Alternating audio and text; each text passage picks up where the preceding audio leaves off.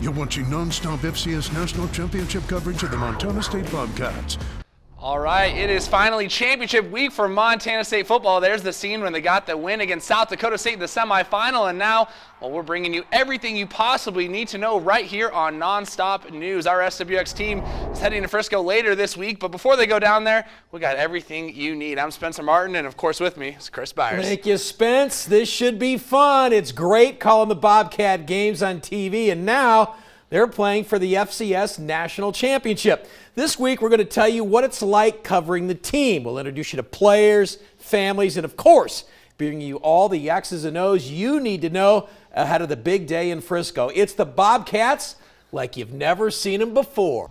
Welcome back. Well, playing in the national championship, it's something that every little boy dreams of, playing in the backyard, and this weekend that dream will come true for Billings' own Ryan Davis. Yeah, Ryan Davis, one of 5 boys that all attend Montana State, 3 of which played football, and of course for Ryan Davis and his family, a very special moment coming up this weekend.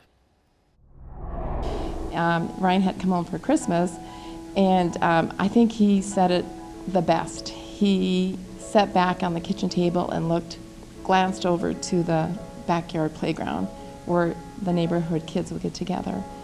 And he looked at me and he said, if I could have told that little boy out there that someday he would be playing for a national championship, he said, I wonder what he would have said. Just the way he said it was so emotional, amazing, and I thought this is what it's all about. I don't even know what to put into words with that. Just being thankful for this opportunity, and being very blessed to end up, and no matter how bumpy the road was, no matter how many turns it took, just finally being here, it's a true blessing, And I guess I'd tell that little kid to run it through, no matter what happens. Davis family, one you've covered for 2 decades. Little guy football. They all start there, right? Nothing little about that family. And the Bobcats are on their way to Frisco, Texas. Here's the scene this morning in Bozeman as fans sent off the team braving the cold at the crack of dawn. Spencer Martin and Chris Byers here. It's officially travel day. It is, and here's a look at our SWX team as they begin their trip to Texas. Hey everybody, Bradley Warren here. Just landed in Texas, getting ready to cover the Bobcats. A couple things I want to let you know about. Extremely hot. I'm already sweating. I had to take all my layers off. Coming from the snow to this, dramatically different for me. Can't imagine what the team is going through. I know that the team is about to land in about 2 hours, so I beat the team. How's it going, everyone? Sean Rainey here at the Missoula International Airport, getting ready to take off to Denver, where I'm going to be meeting up with our Alex Eshelman. It's going to be a lot of fun. Hopefully things go well, because as you can see, the weather is a little tricky, so hopefully we have no issues traveling. All right, guys, Alex Eshelman here at the Bozeman Yellowstone International Airport. We are all packed up. We got the camera, we got the tripod, we got the suitcase, the live bag. It's all here. We are about to go into the airport and get ready to take off to Texas, and we'll keep you updated all throughout our travels. Denarius McGee and Alex Singleton, a couple of all-time greats for Montana State. Hey, you traveling to Frisco for the game? We got you covered with weather. Let's turn it over to Tracy Smith. Thank you so much, guys. Well, so far we've had a passing cold front moving through the state of Montana, and that is bringing in much colder air and also some snow. You can see that cold front just now to the southeast of Montana, working its way to the Kansas area and dragging snow with it. With that in mind, you want to be careful when you're traveling to the Frisco area, as you might be coming across some snow-covered roads across areas like Wyoming, going into Colorado, but clear conditions out of Kansas all the way into Texas. And welcome back. Well, as Montana State football has made their run to the national championship, the whole school has been put on a national stage. Well, getting some recognition. That's perhaps the most scenic runouts in college football, and it's in Bozeman. It started in 2015 when the rodeo team led the guys out on the field for the first time at Bobcat Stadium. Here's a look. The College Game Day Experience. It starts with a runout, and every program has one, some bigger than others. Clemson has Howard's Rock.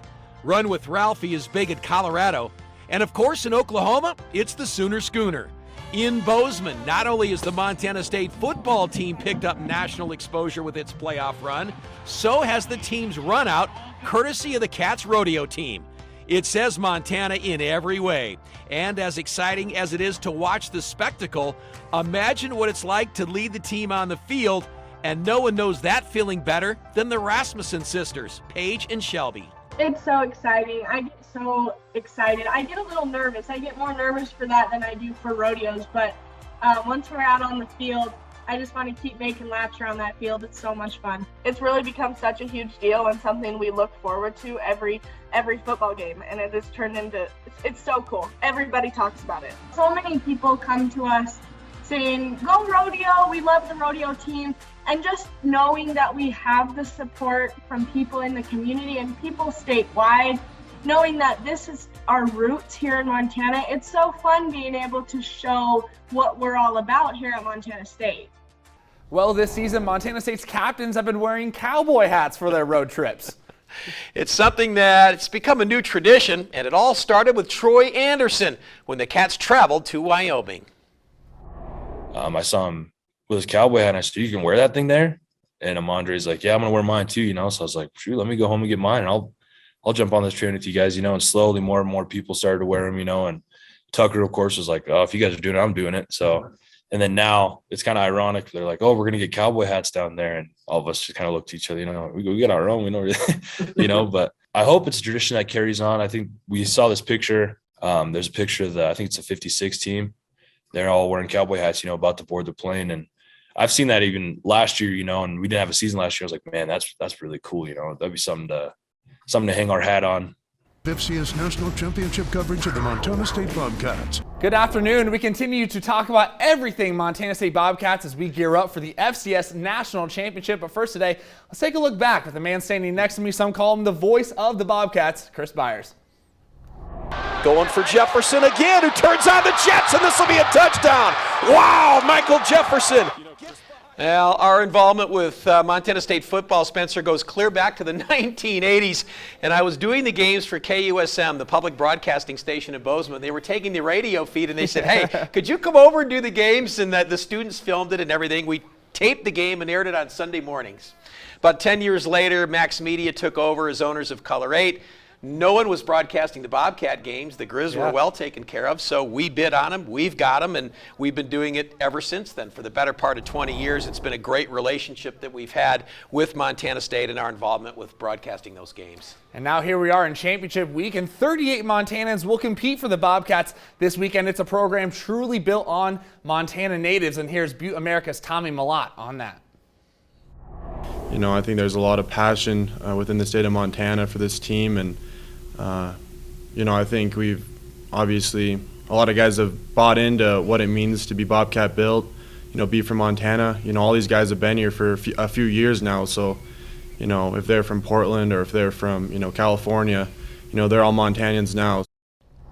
Well, this week, COVID's still on the minds of fans, players, and coaches as they get ready for Frisco, Texas. It's still an issue, and it's one that Troy Anderson says he's still worried about. He doesn't want to miss the biggest game of the year. COVID's still going on, and so you want to be extra careful. No one wants to miss the national championship. But, I mean, yeah, I guess we're kind of – school's out here, and so we're isolated with just our team, which I think helps. And, yeah, we're taking all the precautions necessary because, yeah, I mean, no one wants to miss the biggest game of the year. It's travel day today. Our SWX team is headed to Frisco, the Montana State football team traveling as well. But here's what it looks like for our team as they prepare for the trip to Texas. How's it going, everyone? Sean Rainey here, getting ready to go to Frisco in just a couple hours. We got the bag packed. We're trying to consolidate as much as we can because we're bringing a lot of stuff. I got a live bag, a video camera, a regular camera, a tripod, a mobile editor, and my bag. The only thing that I have to make sure that I have when I travel, though, is shoes. I'm a big shoe guy. Just got some Hey Dudes for Christmas. Those are awesome. Got to have some workout shoes while I'm there, and, of course, some nice shoes as well. So when I travel, got to have the shoes. Excited to head down to the Lone Star State and bring you guys all the exciting coverage. We'll have a ton of it all week long. All right, guys, less than 12 hours until traveling to Frisco, Texas for the FCS championship game. I'm Alex Eshelman here in my apartment. We've got the cowgirl boots. We've got the rain jacket. Sounds like it's going to be a little rainy in Frisco. Some clothes. Obviously, we're still working on finishing up packing, but we are on the road tomorrow. Very, very excited. Can't wait to see you all there. A lot of trips for you over the years. Oh, man. What's one of the things you got to have on those road trips? Toothbrush, baby. I mean, that's numero uno. You can't go anywhere without the fresh breath and the shampoo. I was going to say, you won't say it, but hairbrush as well. I know. Exactly. Not shoes. I mean, not a big shoes. deal. Hairbrush, toothbrush. All right, we'll be right back in 30 seconds. Well, FCS Championship Week continues, and our team's had a tough time getting there with all this weather, the flight delays. The football team barely got there as well, but here's the rest of the SWX team now that they're in Frisco. Welcome everyone. We finally made it. Oh my gosh, it is what time is it locally? It's almost midnight. Almost midnight. I barely got the connecting flight. You missed the connecting flight. Yes, it's been quite the whirlwind of a travel day here. He took off from Missoula, Bozeman. We were supposed to meet in the middle in Denver. Didn't happen. That's all right. We're here together now. Alex doesn't have her personal bag though. We're so gonna that's have to rough. do a little shopping tomorrow morning. Good thing we're in Dallas. Yeah, this is a good place so to go hopefully she gets that tomorrow. Yeah. But hey, we're gonna go pick up our credentials tomorrow. We're gonna be doing a lot of stories for you as well. So be sure to stay tuned as we have all the fun content. As we're finally here together, we're excited. Very excited. Very excited. We're going to provide you all the best content, like Sean said, and we got the whole team here, so we're really excited about that. Stay tuned. We're just 48 hours away from game day. Today, our Bobcats got their first practice in at Toyota Stadium. Spencer Martin here, joined by Chris Byers. You know, Spencer, it is a great place, great atmosphere in Frisco. Perfect site to host a championship game. Here's Sean Rady and Alex Eshelman with more from Frisco. How's it going, everyone? Sean Rady, right across the street from Toyota Stadium. And it's a really cool setup down here in Frisco because when you go across the street, you got a bunch of restaurants and bars, places like this. This is Jake's Bar and Grill. So let's walk in here because we got a pretty special guest as this place, I guess, gets pretty rowdy for all of these games. And they're pretty used to those fans in green and gold, but they're going to get some blue and gold fans this weekend. And here's Alex Eshelman.